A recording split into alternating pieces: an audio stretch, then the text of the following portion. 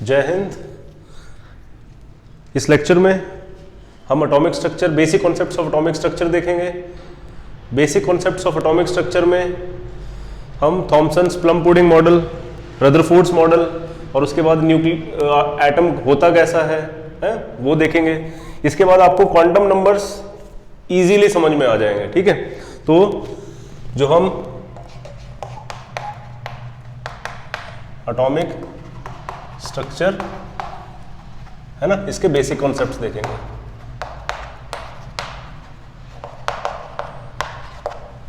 ठीक है, तो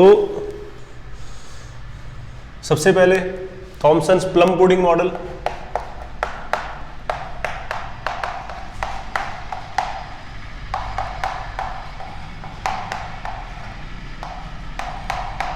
ये क्या कहता है? प्लम मतलब बेर होता है ना।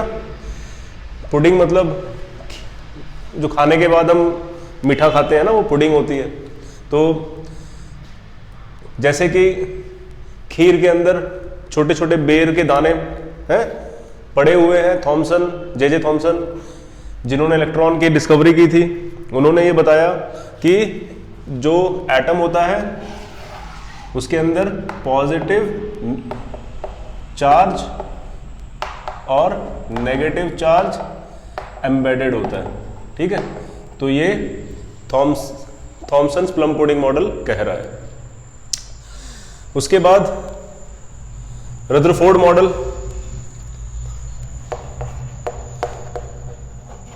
Rutherford's model of atom.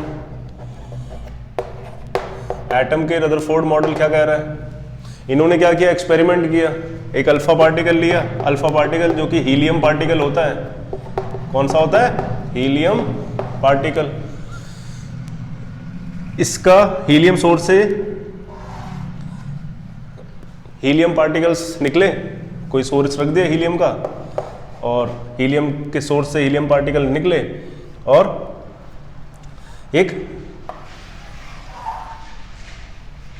Atom पे बॉम्बार्ड किए। ये एटम है, एटम पे बॉम्बार्ड किए। अब चूंकि और ऑब्जर्वेशन क्या देखी कि क्योंकि ये पॉजिटिवली चार्ज होते हैं हीलियम पार्टिकल खुद, तो पॉजिटिव पॉजिटिव रिपल्शन होगी, तो बहुत ही कम पार्टिकल जो है वो, मतलब 1 in million पार्टिकल वापस आया, ठीक है, बॉम्बार्ड होने के बाद। उसके बाद पार्टिकल्स डिफ्लेक्ट हुए, इस तरीके से डिफ्लेक्ट हुए, क्योंकि पॉजिटिव पॉजिटिव रिपल्शन होगी, तो जब गए तो पार्टिकल्स डिफ्लेक्ट हुए, ठीक है। ज्यादा डिफ्लेक्ट हुए, कुछ कम डिफ्लेक्ट हुए, है ना, ठीक है। तो इससे ये पता लगा कि सेंटर में तो एटम के न्यूक्लियस है और बाजू में या चारों तरफ 3 डायमेंशनल स्पेस में इलेक्ट्रॉन्स तैर रहे हैं, ठीक है। तो ये कंक्लूजन रदरफोर्ड मॉडल से मिला। तो इस तरीके से एटम का जो स्ट्रक्चर है, बेसिक स्ट्रक्चर,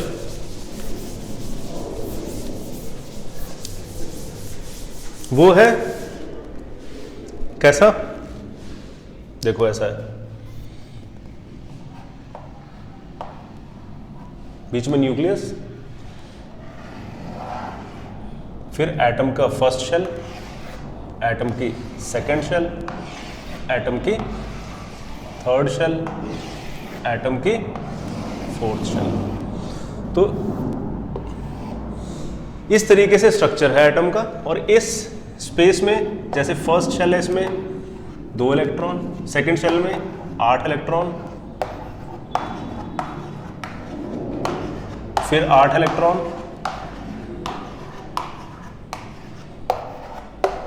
फिर 18 इलेक्ट्रॉन, ठीक है। तो बनाने की जरूरत नहीं, समझ जाओ 18 है। 2, 8, 8, 18, 18, 32। तो ये बेसिक स्ट्रक्चर होता है एटम का। जिस तरीके से हमने गोलों में, सर्कल्स में, कंसेंट्रिक रिंग्स में हमने जो इलेक्ट्रॉन्स दिखाए हैं, ऐसे इलेक्ट्रॉन्स नहीं होते हैं। ये इलेक्ट्रॉन्स एक 3 डायमेंशनल स्पेस में मिलते हैं। जैसे ये जो है ये इतनी स्पेस रहेगी, ठीक है, ये जो है इतनी स्पेस रहेगी। तो ये जो स्पेस है इसकी अलग अलग शेप्स भी होती हैं। किसी की एस सबशेल है तो उसकी शेप जो होगी वो स्फेरिकल रहेगी, पी की डंबल है, डी की क्लोव शेप। तो इस तरीके से अलग अलग शेप्स में इलेक्ट्रॉन मिलते हैं। ये कंसेंट्रिक रिंग्स ही नहीं होती हैं, ठीक है। तो स्क्रॉडिंगर जो कि फेमस साइंटिस्ट थे, उन्होंने एक इक्वेशन दी थी, स्क्रॉडिंगर वेव इक्वेशन, जिस इक्वेशन में उन्होंने फाई स्क्वायर के लिए वैल्यू सॉल्व की थी वेव फंक्शन के लिए, वेव फंक्शन के लिए।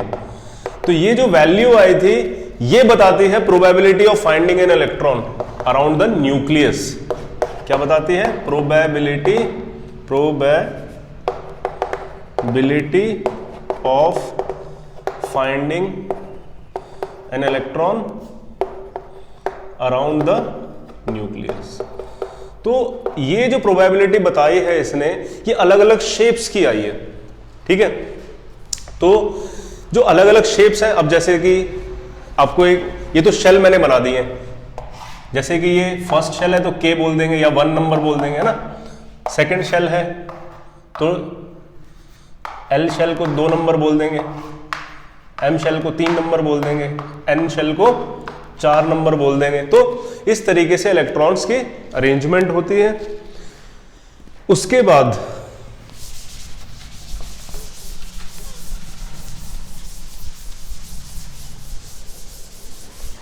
इस अरेंजमेंट में, ये जो अरेंजमेंट है, जैसे कि शेल्स हैं, शेल्स के अंदर सब शेल्स मिलेंगे आपको, सब शेल्स के अंदर ऑर्बिटल्स मिलेंगे और ऑर्बिटल्स के अंदर इलेक्ट्रॉन्स आपको मिलेंगे।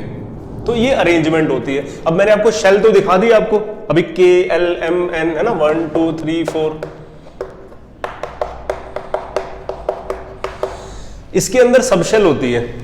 सबशेल कैसी? S P D F G भी होती है ना, ओके। और इसके अंदर ऑर्बिटल्स होते हैं। एस में एक ही ऑर्बिटल, पी में 3 ऑर्बिटल, डी में 5 ऑर्बिटल, है ना, एफ में 7 ऑर्बिटल। तो इस तरीके से, ठीक है। मोस्टली आपको एफ तक ही पूछता है, उसके आगे जरूरत नहीं है। और उस ऑर्बिटल के अंदर इलेक्ट्रॉन होंगे। एक ऑर्बिटल में 2 इलेक्ट्रॉन, इसमें 3 ऑर्बिटल है तो कितने इलेक्ट्रॉन? 6 इलेक्ट्रॉन, इसमें 10, इसमें 14। तो इस तरीके से इलेक्ट्रॉन्स इन ऑर्बिटल्स के अंदर मिलते हैं। अब इन ऑर्बिटल्स की भी अलग अलग शेप होती है। जैसे कि एस तो स्फेरिकल होगा, ये डंबल होगा, पी जो डी है वो, एक minute,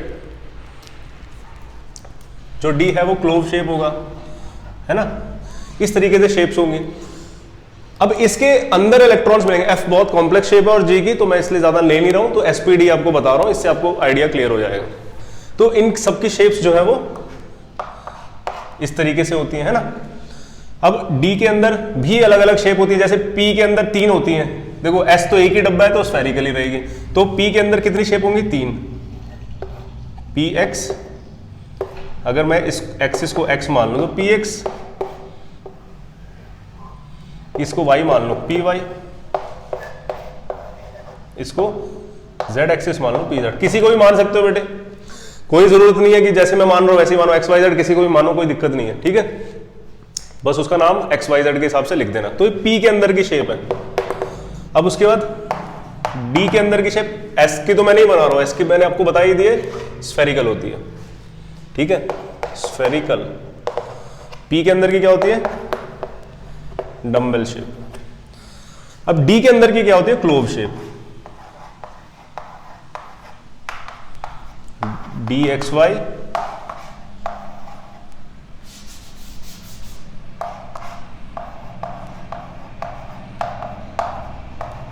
Y Z, X Z, ठीक है। D X Y, Y Z, X Z. और X square minus Y square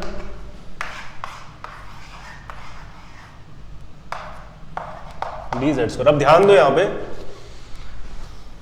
यहां पे मैंने अपनी मर्जी से एक्सिस मानी है, एक्स वाई मान ली, पहले उसके बीच में बना दिया, फिर वाई जेड मान ली, उन्हीं के बीच में बना दिया। सेम चीज बनाई, एक्सिस का नाम चेंज कर दिया, एक्स जेड बना दी, एक्सिस का नाम चेंज कर दिया, एक्स वाई बना दी, है ना। तो अगर मैं एक्सिस के ऊपर बनाऊं तो x square minus Y square, और जेड स्क्वायर भी, डी जेड स्क्वायर भी एक्सिस के ऊपर बनेगा। तो कहने का मतलब ये है कि इलेक्ट्रॉन्स इन लोब्स में मिलेंगे, इस एरिया में मिलेंगे, बीच में नहीं मिलेंगे, सेंटर में नहीं मिलेगा। इसको नोडल रीजन बोलते हैं, नोडल रीजन। तो यहां पे नहीं मिलेंगे, इन लोब्स में मिलेंगे इलेक्ट्रॉन्स। और इसी से ही क्वांटम नंबर्स का इजाद हुआ है, इसी से ही क्वांटम नंबर्स, जैसे कि प्रिंसिपल क्वांटम नंबर शेल बताएगा, ठीक है। उसके बाद azimuthal quantum number sub shell बताएगा, है ना। ऑर्बिटल कौन बताएगा? Magnetic quantum number. और उसके बाद इलेक्ट्रॉन कौन बताएगा? इलेक्ट्रॉन की स्पिन क्वांटम नंबर। तो इस तरीके से आपको ध्यान रखना है। अब आपको क्वांटम नंबर समझने में कोई दिक्कत नहीं आएगी, ठीक है। अब इसके साथ ही आपको एक और कॉन्सेप्ट क्लियर करना है। एटम के अंदर जो न्यूक्लियस होता है, इसके अंदर प्रोटॉन और न्यूट्रॉन रहते हैं, प्रोटॉन प्लस न्यूट्रॉन्स रहते हैं, और जो शेल्स होती हैं उनमें इलेक्ट्रॉन्स रहते हैं, ठीक है। और एक न्यूट्रल एटम में प्रोटॉन और न्यूट्रॉन बराबर होते हैं।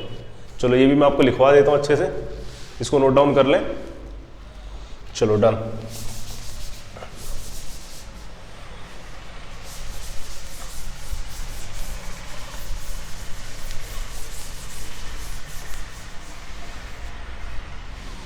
अब इसके अंदर क्या है? Protons plus neutrons. अब ये जो प्रोटॉन्स प्लस न्यूट्रॉन्स हैं, एक न्यूट्रल एटम में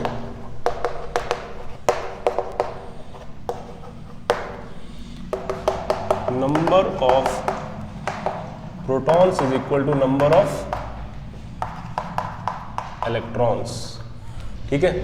जो एटम का जो मेजर मास है ना, वो प्रोटॉन और न्यूट्रॉन की वजह से इलेक्ट्रॉन का वजन बहुत कम होता है। इलेक्ट्रॉन का वजन कितना होता है? 9.1 इंटू 10 की पावर माइनस 31 kg। प्रोटॉन का वजन कितना होता है? 1.67 इंटू 10 की पावर माइनस 27 kg, ठीक है। तो इतना वजन होता है, और न्यूट्रॉन का भी इसी के बराबर होता है ना। Mass of neutron, mass of proton is equal to इतना, is equal to mass of neutron, approximately इतना ही होता है, और ये है मास ऑफ इलेक्ट्रॉन। तो जो वजन है किसी भी एटम का, वो किसके बराबर होता है? प्रोटॉन प्लस न्यूट्रॉन के मास के बराबर। इसीलिए मैं बोलता हूं, हम बोलते हैं कि सपोज किसी का मास है, सपोज मैं कार्बन की बात करता हूं, 6 एटॉमिक नंबर है, तो 6 से डबल करके हम इसका मास लिखते हैं। क्यों?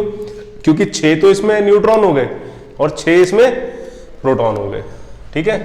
तो एक प्रोटॉन को हम 1 AMU बोलते हैं, तो 1 प्रोटॉन, मास ऑफ 1 प्रोटॉन। अब बार बार तो इतनी बड़ी वैल्यू नहीं लिख सकते ना, तो इसीलिए हमने मास ऑफ 1 प्रोटॉन कितना बोल दिया है? 1 AMU। यही इतना ही मास जो है वो 1 AMU माना है हमने, ठीक है। और कार्बन को स्टैंडर्ड रख के ही माना है, ठीक है। तो ये जो 12 इसका जो मास है वो कहां से आया?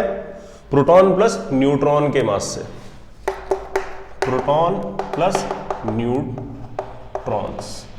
और ये जो 12 मास है, इसको हम बोलते हैं मास नंबर। नीचे हम लिखते हैं एटॉमिक नंबर।